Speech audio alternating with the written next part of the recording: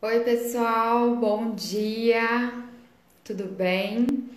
Nós vamos começar hoje mais uma live falando sobre proteção de dados. Hoje o tema é proteção de dados correlacionada ao esportes, aos esportes eletrônicos. E para discutir esse tema junto comigo, eu vou estar aqui com o Guilherme. Ele já estuda esse tema há algum tempo, ele também faz parte da Comissão de Inovação e Gestão da OAB, a qual eu também participo, e hoje nós vamos trocar informações, trocar ideias aqui correlacionadas a esse tema. E por que falar em esportes correlacionados à proteção de dados? Como vocês bem sabem, a proteção de dados trabalha diversos temas, mas o tópico central é a proteção dos dados pessoais. E nos acessos a jogos eletrônicos, há sim ali a necessidade de coleta de dados pessoais e também de dados sensíveis. Lembrando que os dados pessoais são aqueles dados que podem identificar ou tornar identificável a pessoa, como por exemplo, o seu nome, o seu CPF, o seu e-mail, o seu número de telefone, enquanto que os dados sensíveis, eles necessitam de uma proteção ainda maior. Os dados sensíveis envolvem, por exemplo, a tua raça, a tua etnia, a tua biometria, a tua opção religiosa, dados de saúde. Esses dados, se forem vazados, se forem acessados por pessoas que não deveriam ter acesso a essas informações, podem então vir a gerar uma discriminação para aquele titular desses dados. Deixa eu só ver aqui, gente, se o Guilherme já conseguiu acessar.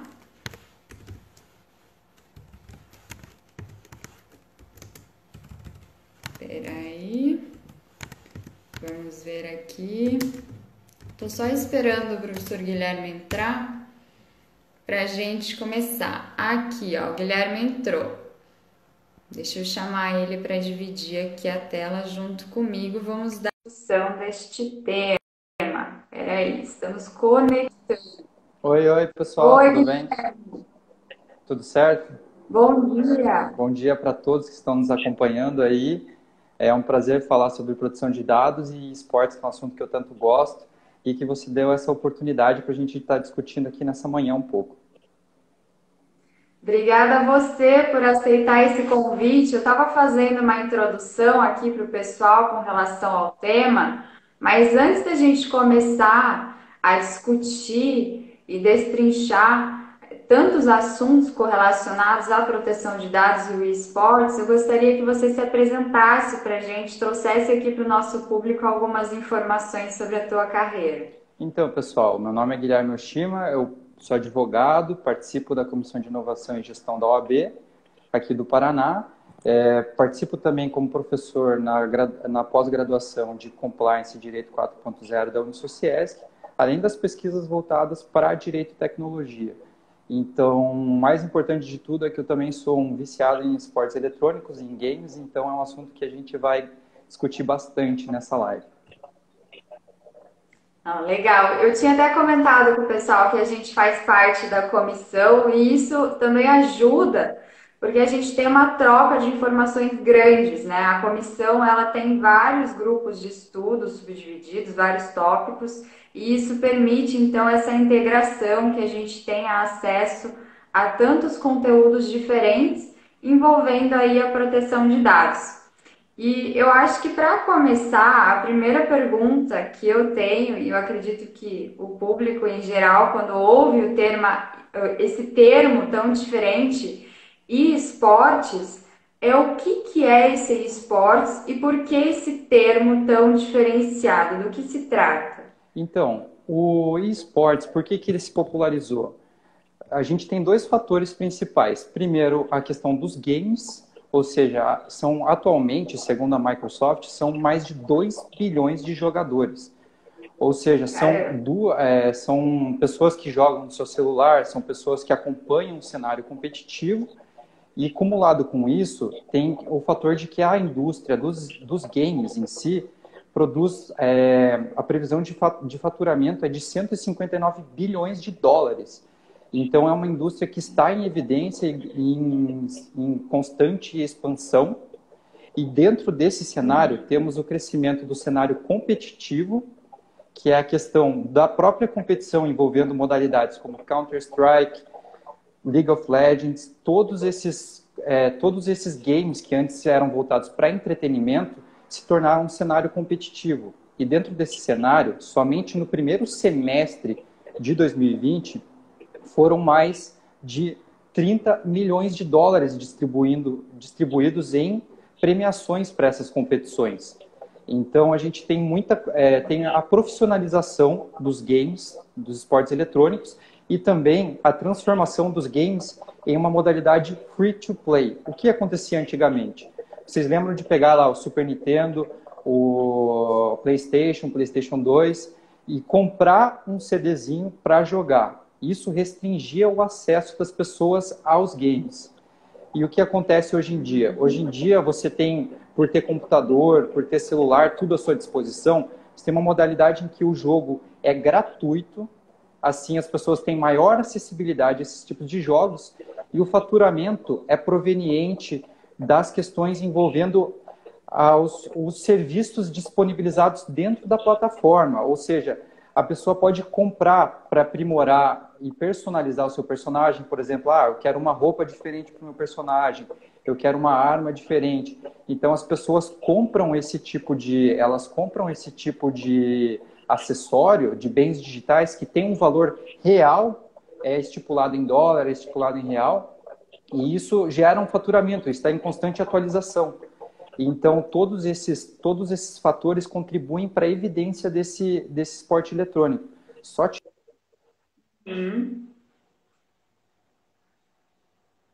Eu acho que travou um pouquinho. O sinal do Guilherme já vai retornar, a gente já damos continuidade aqui.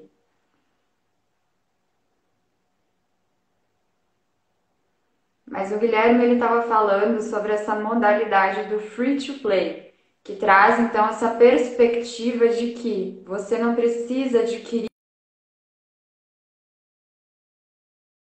por exemplo, a questão do CD. Você já tem esta possibilidade de ter acesso livre ao jogo sem pagar por isso, sem pagar absolutamente nada. Essa ideia do free to play é diferente do que a gente tinha no passado, que você tinha que comprar o CD especificadamente daquele jogo para que você pudesse então jogar. Então essa nova perspectiva não, você acessa aquele jogo online, você então consegue entrar na plataforma, jogar de forma totalmente gratuita e as plataformas vão ganhar de que forma? A partir de serviços que serão oferecidos de forma diferenciada para aqueles usuários que querem então ter outras ferramentas dentro do jogo. Vai ter essa opção. E o que o Guilherme estava falando aqui também para nós era a respeito de que essas empresas elas vão ganhar com os anúncios que são feitos nessas plataformas, você ter uma arma diferente, você comprar ferramentas dentro dos jogos. Gui, caiu tua conexão e eu estava... Obrigado. Não, desculpas pela queda ali na conexão, mas basicamente é isso mesmo que foi reiterado, que a renda, todo esse lucro obtido na indústria dos games é proveniente dessa acessibilidade que é concedida aos usuários. Ou seja, hoje em dia eu não preciso ter a melhor máquina. É claro que essa melhor máquina vai me ajudar bastante em aumentar minha performance, etc. Mas essa acessibilidade garante que as pessoas consigam jogar de uma forma mais democrática. Então, você tem um grande acesso de pessoas aos servidores e isso fica cada vez mais evidente dessa ascensão dos esportes eletrônicos a partir do momento em que, em 2016, a final mundial do League of Legends bateu as transmissões da final da NBA. Ou seja, um evento tão tradicional como o basquete foi superado pelas finais dos esportes eletrônicos. E o tempo mais caro de televisão, que foi do Super Bowl, que sempre é aquela discussão, o comercial que é de 30 segundos mais caro da televisão mundial, teve 98 milhões de espectadores em 2018, enquanto a final de League of Legends em 2018 teve 100 milhões de espectadores simultâneos. Então, as transmissões de esportes eletrônicos também impactam no crescimento desse cenário. E daí o que acontece diante disso? Temos questões envolvendo um grande fluxo de tráfego de informação, tanto dentro do jogo, como de quem está assistindo. E isso vai impactar na transferência dos dados, na questão do tráfego de dados massivos, e tudo isso indica que você tem uma questão referente à privacidade e proteção dos dados dos seus usuários, porque ali estamos tendo uma troca de informações simultâneas na internet, o computador transmitindo informações da sua própria máquina para a rede. Então, o que impacta na privacidade do usuário? Tudo isso a gente tem que avaliar a partir de hoje, porque é um cenário que ainda não se tem muita discussão e é importante em decorrência desses esclarecimentos. Nós vamos ver aqui na live de hoje as políticas de privacidade ainda são muito preocupantes nesse tipo de cenário. A gente até estava trocando material antes da live e verificou que os principais mercados brasileiros referentes à compra e venda dentro do jogo, eles realmente têm pontos preocupantes com relação à privacidade do usuário. Você não sabe exatamente o que está sendo tratado ali. Sim. Eu estava realmente lendo a respeito desse assunto, porque o esportes, de uma maneira geral, para a sociedade em si, ele ainda é muito novo a gente acostumar a falar desse tema. No entanto, ele está diariamente dentro dos lares. Essa questão dos jogos. Muitas pessoas, né, têm acessado esses jogos online. Igual você comentou, o número das competições, o número de ganhos com o esportes só tem aumentado. E isso demanda, então, ali a questão de uma legislação para regulamentar isso de uma forma melhor. Com relação à proteção de dados, a gente tem a Lei Geral de Proteção de Dados, no entanto, a lei ainda não entrou em vigor. Então, isso também traz ali alguns impedimentos quanto aos jogos que estão sendo desenvolvidos, né? Visto que a gente ainda não tem uma legislação em vigor, então eles não têm essa obrigatoriedade ainda de estar observando na implantação de um novo jogo a legislação. A questão também que você falou que tem aumentado muito o número de pessoas, né, que acessam, mas eu acho que é relevante a gente falar que o esportes ele tem uma perspectiva diferente, né, que ele não tem essa questão tanto de idades, porque num esporte comum que a gente está acostumado, como o futebol, o vôlei, esses esportes que são presenciais, você tem essa questão de limitação da idade de carreira. Enquanto que aqui não, né? Eu estava vendo um caso com você, né? A gente estava discutindo sobre um caso de um adolescente que foi contratado, então, por uma plataforma devido ao seu incrível desempenho. E eu queria que você comentasse sobre isso, como que tem essa nova perspectiva correlacionada à idade dessas pessoas que estão, então, jogando e estão ganhando dinheiro com isso, esse patrocínio, devido ao seu desempenho diferenciado no esportes. Exatamente, Bianca. Então, o que acontece? A gente tem que ponderar por dois lados. O lado de quem acompanha e o lado de quem joga. as políticas de tanto quem acompanha como de quem joga destacam ali, principalmente nos serviços de streaming, que são famosos como a Twitch, os serviços de distribuição de jogos como a Steam e a Riot, eles destacam que crianças de 13 anos são proibidas de fazer o cadastro ali e, a partir disso, ou diante disso, é necessário um consentimento dos pais para que eles acompanhem a atividade da criança, para que eles acompanhem qual está sendo a interação ali dentro do jogo e, mais importante de tudo, que os pais estejam em constante monitoramento, porque dentro desse ambiente tem muita conversa, tem muito raid, pode ocorrer muito bullying, então é um ambiente muito volátil, você não sabe quem que está atrás da interface do outro computador jogando com o seu filho. E diante disso, a gente tem as informações de que os jogos, eles possuem faixa etária de classificação, eles possuem determinadas restrições, a exemplo do que é destacado nessas políticas de privacidade, mas, em contrapartida, temos ali casos, principalmente advindos do Reino Unido, de que crianças de 10 anos gastaram mais de aproximadamente R$ 6.000 no cartão de crédito dos pais. Ou seja, você, por um lado, tem a questão da proteção, da proibição da criança acessar esse tipo de conteúdo, ou que seja acessado pelo monitoramento dos pais, enquanto você, de contraposição, tem essas próprias crianças de 10 anos jogando constantemente, fazendo esse tipo de transação.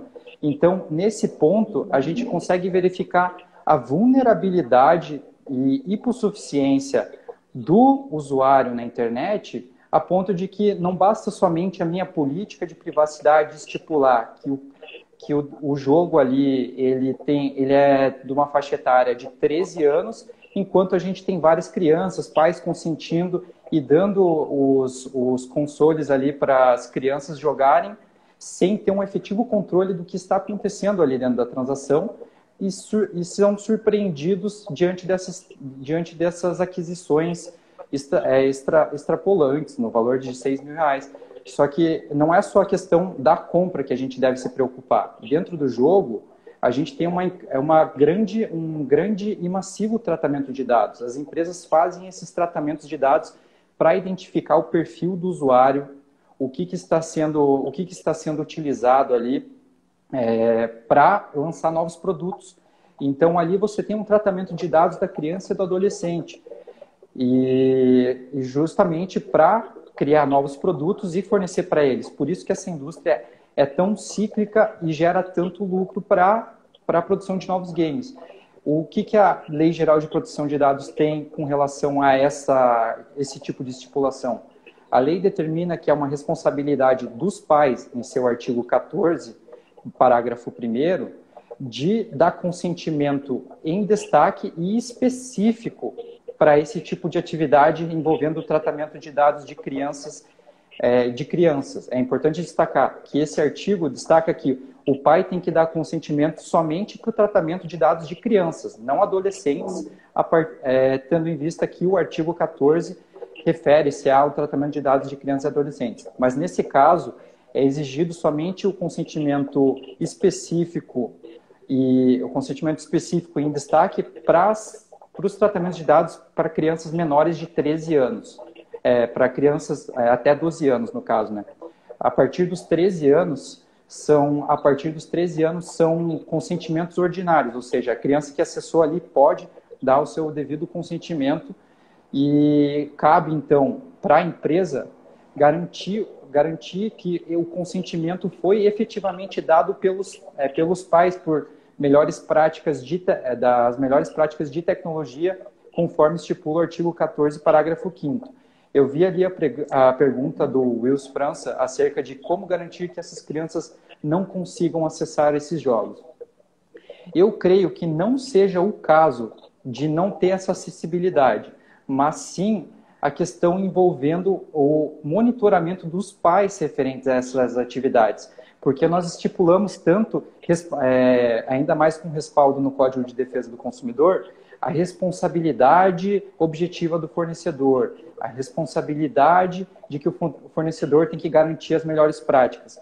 Mas, pela Lei Geral de Proteção de Dados, nós temos uma responsabilidade mútua, ou seja, apesar da hipossuficiência e vulnerabilidade do consumidor, é necessário que o pai ou o representante legal, estejam sempre presentes nesse tipo de atividades.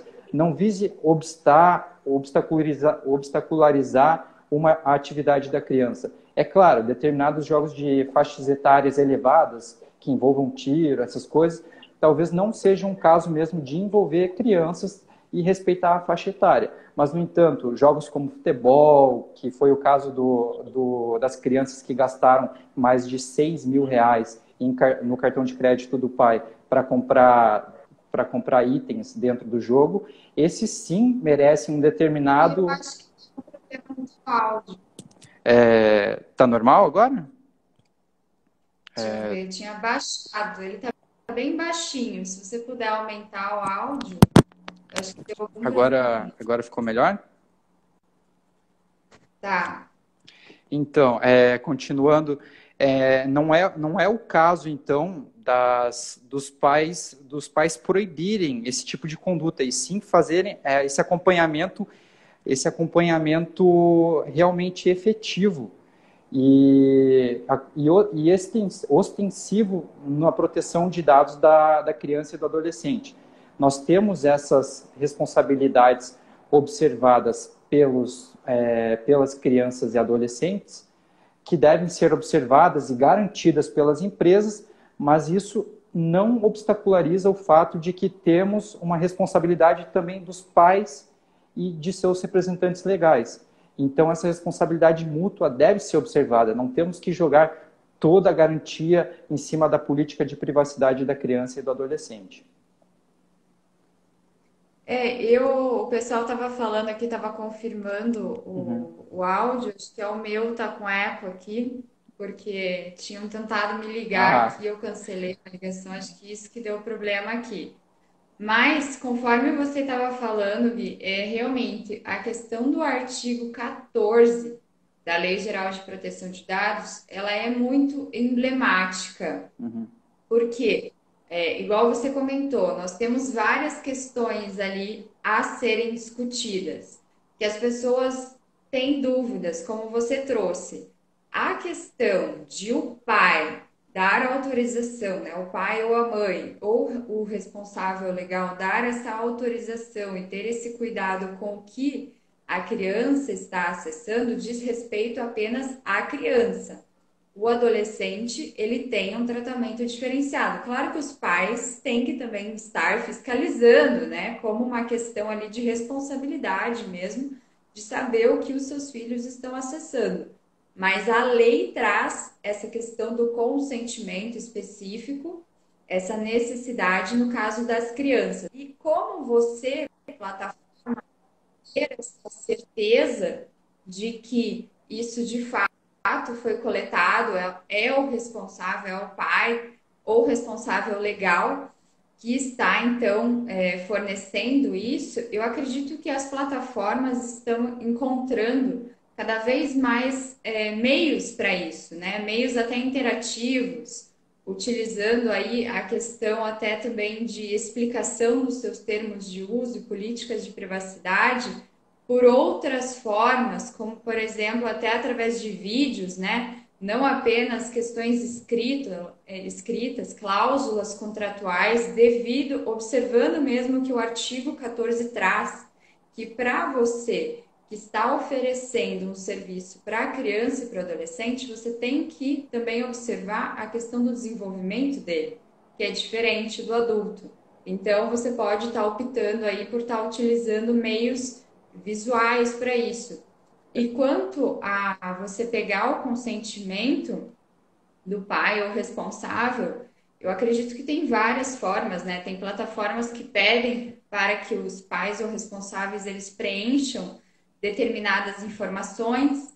Tem até quiz de perguntas, eu já vi também em alguns sites diferenciados, quiz com perguntas que são correlacionadas à faixa etária daquele pai.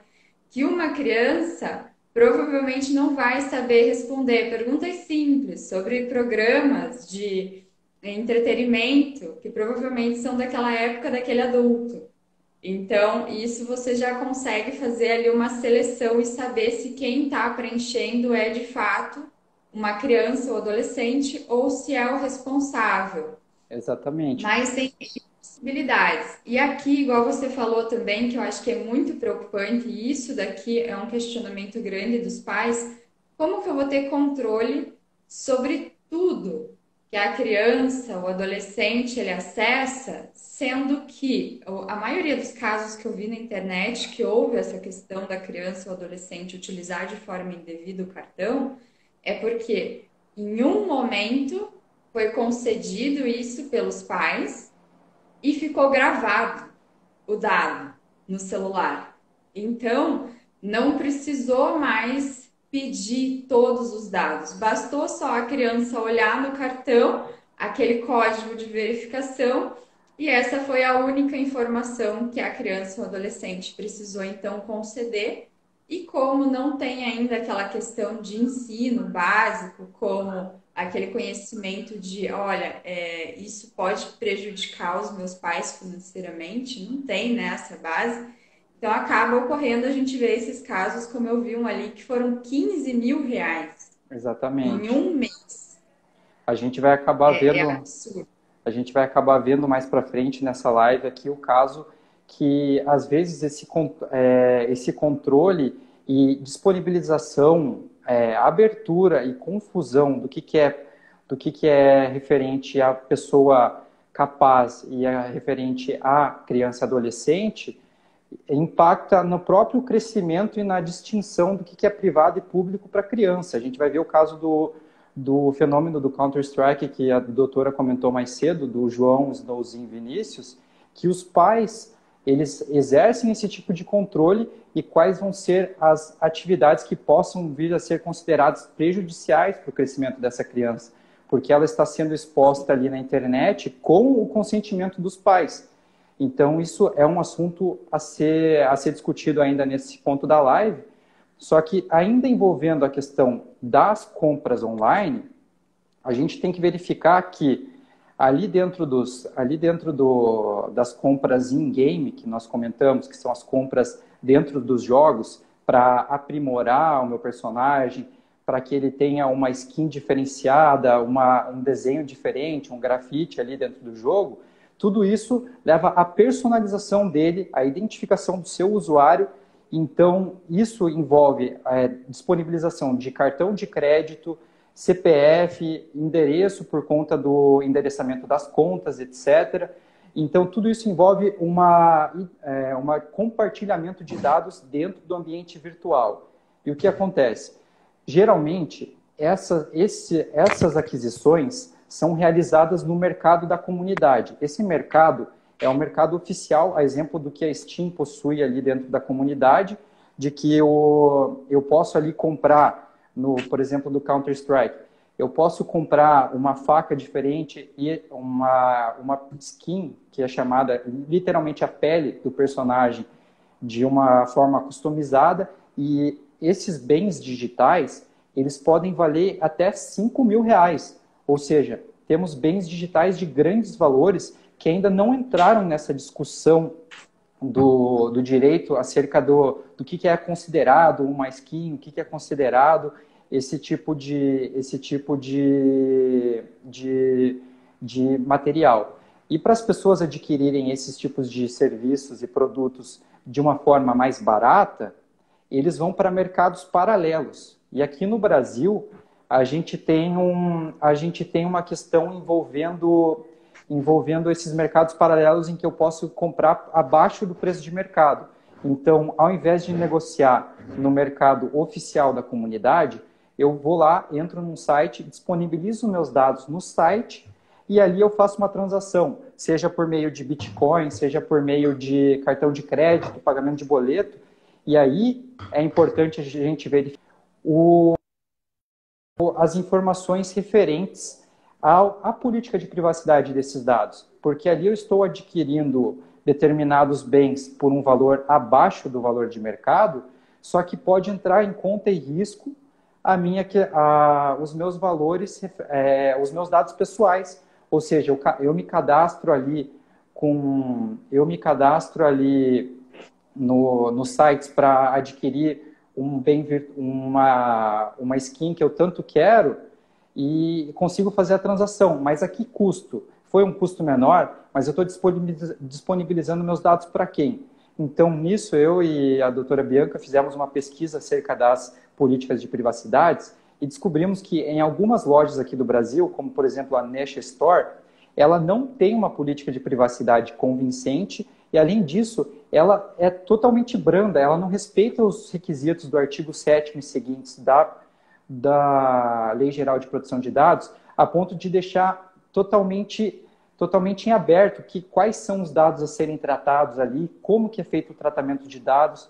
Você tem uma transação essencialmente digital, você está enviando ativos digitais de uma carteira para outra e não sabe quais são os dados e a forma de como eles estão sendo tratados. E o pior, a política de privacidade dessa loja em especial destaca que é uma Lei Geral de Proteção de Dados de 98. No Brasil, a gente não tinha uma Lei Geral de Proteção de Dados de 1998. Então, as pessoas simplesmente discorrem ali. A gente também viu exemplos de duas outras lojas online que destacaram que eles fazem a compra e venda desses ativos virtuais em uma loja que não possui política de privacidade, e a outra, que é a csgo.net, aquela loja tem uma interface brasileira, só que ela é regida pela política de privacidade russa, pela Lei Geral de Proteção de Dados russa. Ou seja, a gente não tem conhecimento efetivo de como está sendo tratados esses dados, o que pode comprometer informações pessoais, a criptografia ali dos dados envolvendo o seu cartão de crédito. E ainda nesse adendo, envolvendo a discussão acerca da política de privacidade e proteção de dados russa, a gente obviamente não se aprofundou nesse tipo de política. No entanto, é essencial destacar que a Lei Geral de Proteção de Dados russa, ela destaca que os dados devem ser localizados, todos os dados de tratamento, todos os tratamentos de dados dos cidadãos russos têm que ser localizados em servidores russos. Ou seja, a informação vai ficar disponibilizada lá. E em tempos em que a gente está discutindo questões referentes ao TikTok sendo banido nos Estados Unidos, por eventualmente indicar uma violação à privacidade dos americanos, é essencial a gente também tomar conhecimento dessas outras políticas de privacidade para que acabe não tendo suas informações utilizadas por terceiros em outros países, sem mesmo nem saber qual que é o regulamento específico dessas nações. Então, além desse ponto envolvendo a privacidade e proteção de dados, a gente tem que analisar que esses bens digitais, eles sim possuem valores e possuem valores altos. Como a gente viu ali, tem bens que atingem até o patamar de R$ 5.000. Então, eu sei que a professora é professora de Direito de Família, então a gente pode chegar num ponto em que muitos desses bens, eles são ali adquiridos por streamers, eles são adquiridos dentro dos games, e a que ponto eu posso chegar, exemplo, numa execução de alimentos, uma execução normal em si, a ponto de identificar, a pessoa nunca tem saldo na carteira, ela não tem nada sendo encontrado. Eu posso ir até o inventário dela, então esse ponto também tem que ser ponderado pelo direito. Não somente a questão referente à proteção de dados, mas a partir do momento em que eu tenho esses ativos digitais, eles sim representam patrimônio. E tendo em vista que representam um patrimônio, é necessário a gente ter um cuidado a mais com esses bens. A exemplo de que não só numa execução, mas também numa questão referente à herança digital, que é muito debatida hoje em dia. A partir do momento em que o proprietário dessa conta vier a falecer, como que se vai transmitir esses bens? Eles vão ficar parados para sempre nessa conta? Eles possuem um valor, eles podem possuir um valor super alto. A gente tem casos de streamer que abrem essas caixas digitais todos os dias e ganham valores em torno de R$ 10.000 para ficar fazendo fazendo a divulgação desses bens.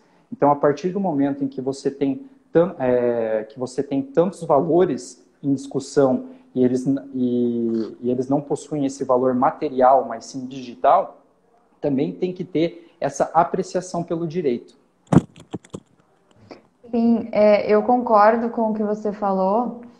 E realmente, quanto a essa questão dos ativos na internet, de que sim, eles têm de fato valor, isso ainda está sendo muito discutido, porque a jurisprudência, a doutrina, do nosso ordenamento jurídico brasileiro, ele ainda não tem uma uniformização, ainda não tem uma resposta sobre o que fazer em relação a isso. São inúmeros os debates, até dá para marcar uma outra live e falar sobre isso, porque essa questão da herança digital, seja essa questão dos ativos correlacionados a jogos, seja a questão de criptomoedas, ou até mesmo contas, como por exemplo o Instagram, né, que vem gerando muito valor para determinados blogueiros, tudo. Então, fica aquela dúvida para a família quando ocorre o falecimento. E agora? Essa questão monetária que envolvia esse ativo na internet, como que vai ser resolvido, né? Então, são várias incertezas que surgem e por isso que é tão importante a gente começar a trazer esses temas para discussão. Com relação, né, a essa questão monetária que vem envolvendo aí o esportes, realmente tem tomado uma proporção gigantesca. Eu acredito que agora com essa fase da pandemia, as notícias que eu vi foi que com o período de quarentena, as pessoas em casa, isso só aumentou. Com relação também às crianças que acessam a internet, isso também teve um aumento, então foi feita uma pesquisa, um levantamento de que pelo menos 85% das crianças e adolescentes brasileiros têm acesso à internet praticamente todos os dias e a grande maioria acaba acessando jogos. O pessoal tinha feito aqui alguns comentários também, antes só da gente seguir. Deixa eu só pegar aqui. Aqui, olha só. O Will Franca falou que ele mesmo já fez esse tipo de compra na época do jogo do Hugo, na CNT, e não tinha nenhuma noção do impacto financeiro daquela compra que ele estava realizando dentro do jogo. Deixa eu ver aqui que mais. A SM Matos mandou aqui que o League of Legends desativou o envio de presentes por causa dos mercados paralelos. E o Danton mandou aqui pra gente sobre os temas relevantes que a gente está abordando aqui, mandando um hello aqui pra gente, lembrando que na semana Salve, passada Danton. a live foi com ele. Salve, Danton, tudo bom? E Esse apontamento feito pela nossa colega que está acompanhando a live de que desativou o mercado paralelo, ele contribui em si também para evitar esse tipo de mercado paralelo. No entanto, fica monopolizado ali a questão referente às transações somente dentro da plataforma oficial. Então, você tem que adquirir por ali, negociar entre os jogadores.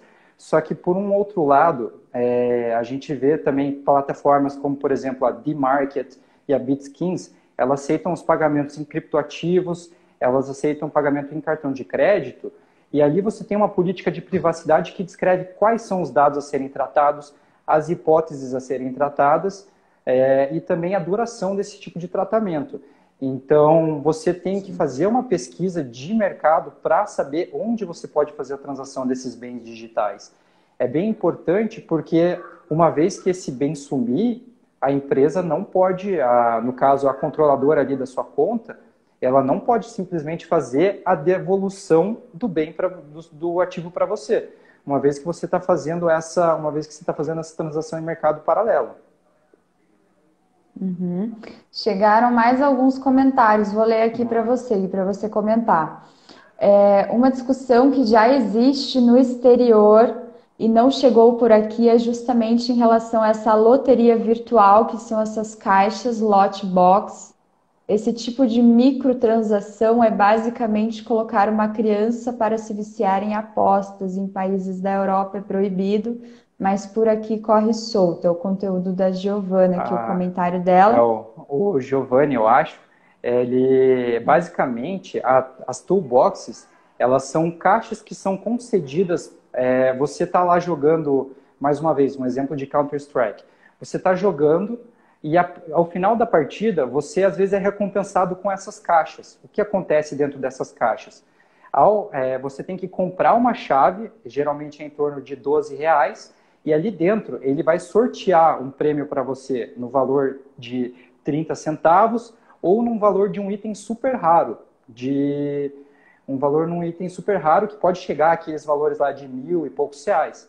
Então a criança ela fica incentivada, sim, a realizar a abertura dessas caixas, porque ele pode ganhar um item raro, ele pode ganhar um item que é valorizado dentro da comunidade.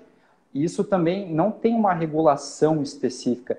É difícil de regular, porque, como a gente está comentando aqui agora, pode ser que daqui a 2 dias o mercado do Counter-Strike também proíba esse tipo de veiculação.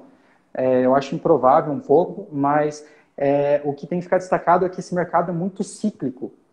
Então, a regulação em si vai ser muito difícil de se amparar em cima desses tipos de jogos, porque, às vezes, dependendo desse tipo de constatação, é mais fácil a empresa não disponibilizar o produto.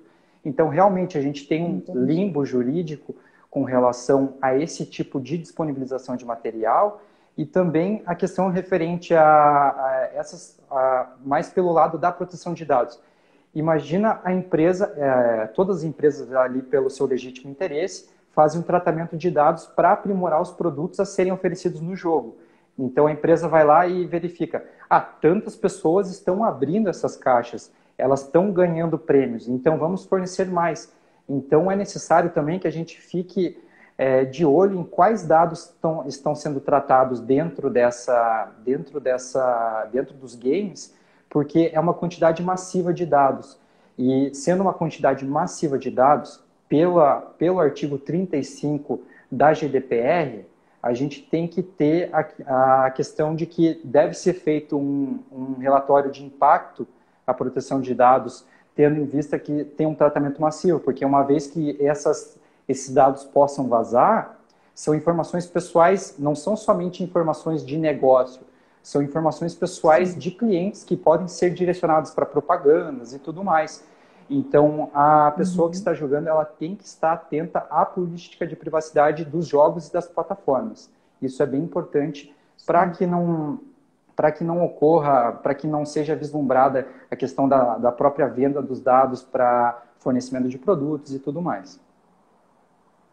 E o Insta aqui, Código Conduta, também mandou um comentário para nós, falando que está gostando muito do debate e comentando que os pais eles devem ter essa ação de compliance, né, quanto às empresas de tecnologia e implementar os seus controles internos familiares para evitar problemas. Com relação a isso, realmente eu estava pesquisando na internet e tem crescido cada vez mais o número de casos de crianças e adolescentes que têm feito essas compras indevidas e os pais fazendo questionamentos na internet. Olha o que eu faço. O meu filho fez essa compra, igual você falou, valores extraordinários. E o que eu posso fazer? O que eu vi, né, na maior parte das notícias, tudo, é realmente só a questão da aplicação do Código de Defesa do Consumidor. Se for verificado que aquela compra ela foi realizada dentro daqueles 7 dias, né, por ser ali uma compra na internet, então você tem o direito de desistir, né, daquela compra pedindo reembolso. O grande problema é quando os pais vão notar isso apenas na fatura no final do mês, né, que já passou esses 7 dias. E com relação também a esse questionamento de como os pais terem maior controle e bloquear esse acesso das crianças e adolescentes a essas compras no seu celular, seja um iOS, seja Android, eu também estava vendo que tem sites próprios agora que vêm explicando passo a passo, tem até as imagens, explicando como você fazer esse bloqueio de compras dentro do teu celular, já observando os diferentes modelos, para que você se precaveja então disso E tem então mais essa opção que daí é você colocar uma senha. Toda vez que você for querer realizar uma compra pelo teu celular, vai ter que ter uma senha que daí eles indicam que não seja a mesma senha de acesso, né, ao telefone, para estar dificultando. Mas então tem essas formas. É que eu acho que o grande problema é a gente trazer essa diferença de cultura, é quebrar paradigmas, falar, olha, não é só a empresa que é responsável, os Exatamente. pais também são responsáveis. Exatamente. A gente tem a gente nunca pode interpretar a Lei Geral de Proteção de Dados de forma isolada. Sim, A gente tem a questão do Estatuto da Criança e do Adolescente e também da própria Constituição, que destaca que é dever da família e da sociedade promover a proteção da criança, respeitar a sua autonomia e sua privacidade. E diante desse tema, a gente até pula estrategicamente para a questão do jogador João Snowzinho Vinícius. O Snowzinho, para quem não conhece, ele tem 13 anos, é um fenômeno do Counter-Strike e faz streams pela Twitch, atinge lá seus números absurdos de transmissão. Ele é amigo dos jogadores, ele também recebe uma grande quantidade em dinheiro por meio das doações feitas dentro da Twitch.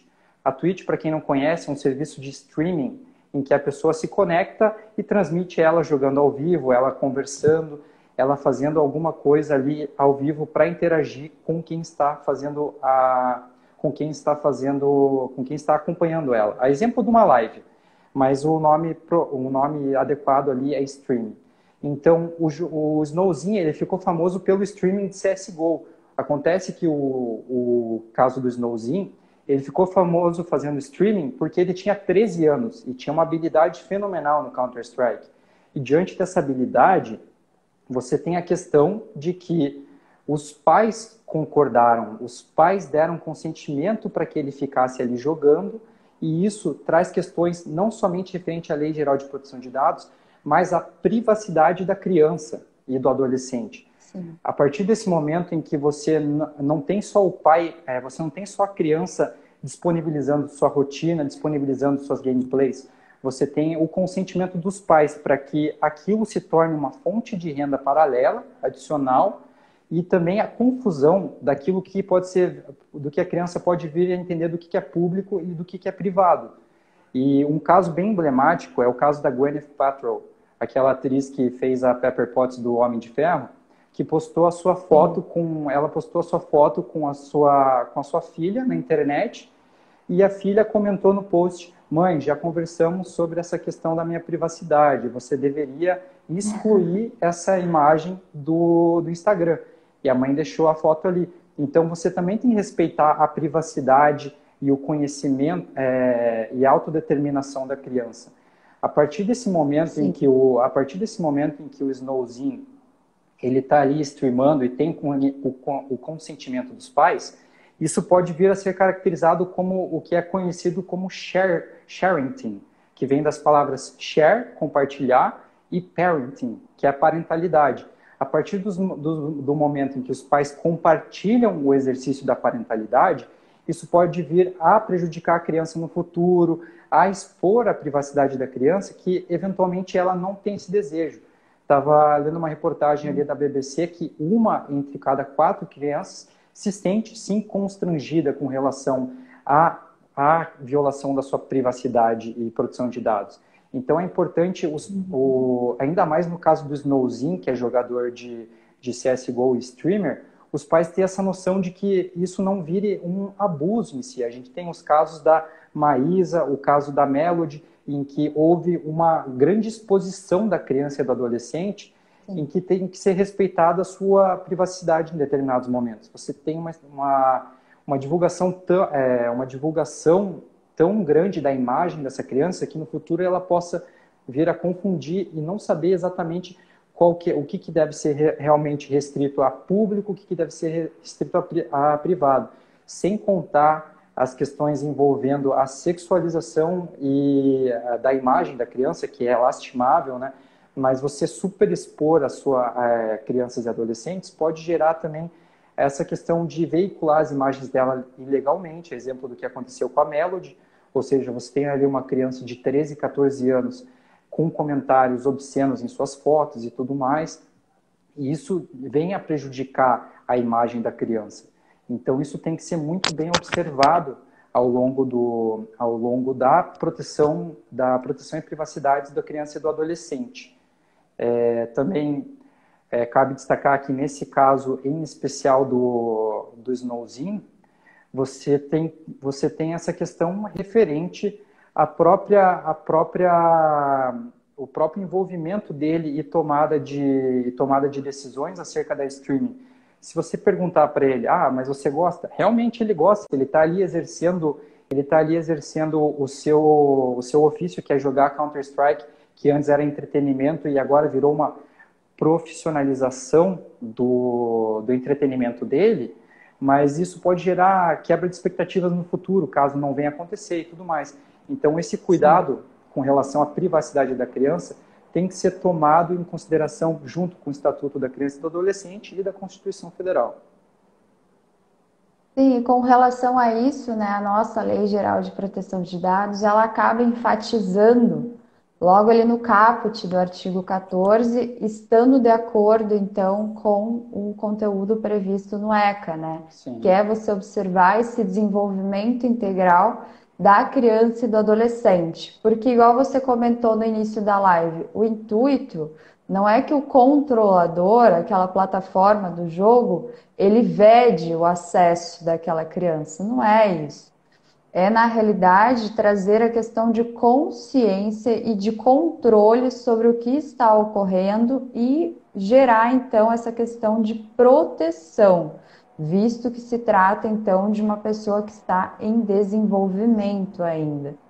Então, eu acho que essa é uma parte que a gente tem que relevar bem, mas eu vejo a Lei Geral de Proteção de Dados como feliz, nesse caso, por ter se importado em trazer esse conteúdo, só que na prática a gente precisa, então, que a lei entre em vigor e precisamos também do desenvolvimento disso na doutrina, na jurisprudência, visto que apenas este conteúdo não é suficiente, como a gente debateu aqui na live, durante toda aqui a live, tem inúmeros assuntos que não estão previstos na legislação.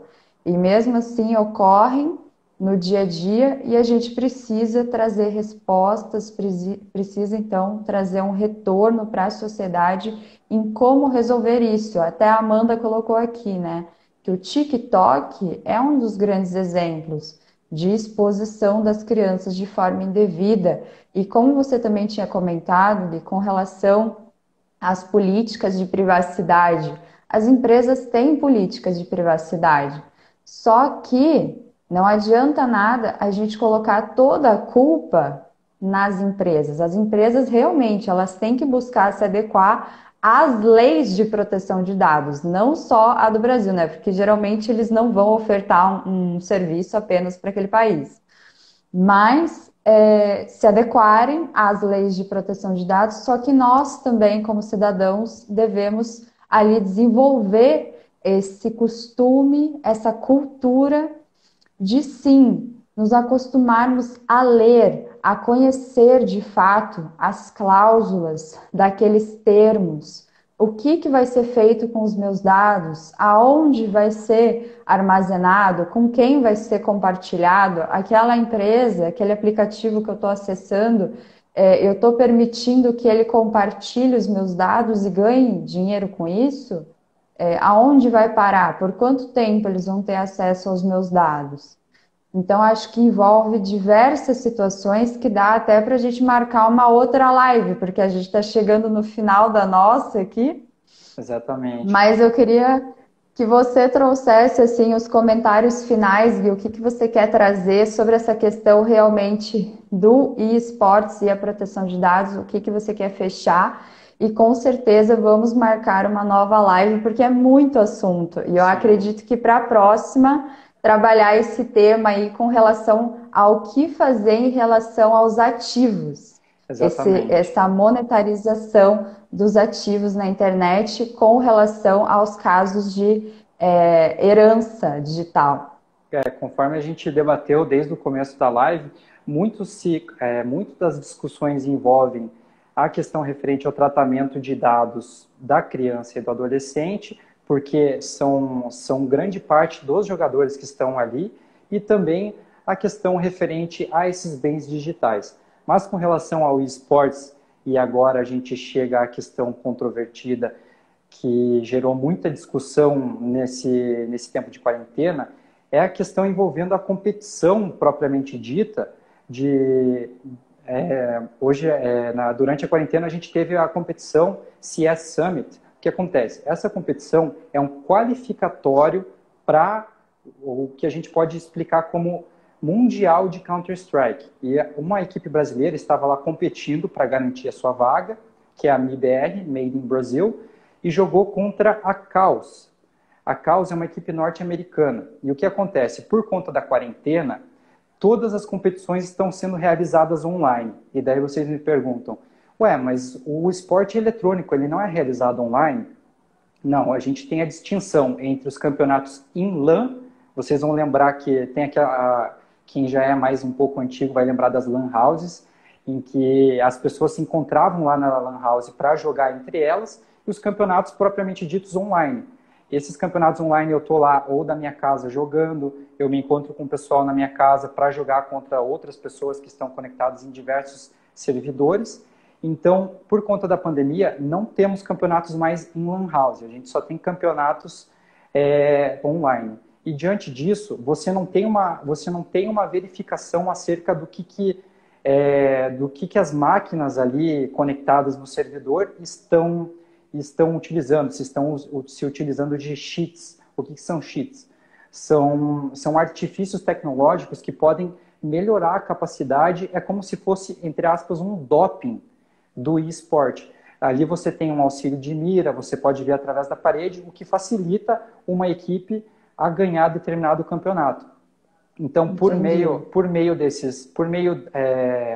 daí ao longo do campeonato, ao longo da partida da MIBR contra a Caos, os espectadores, principalmente brasileiros, a gente não gosta de ver nosso time perder, né?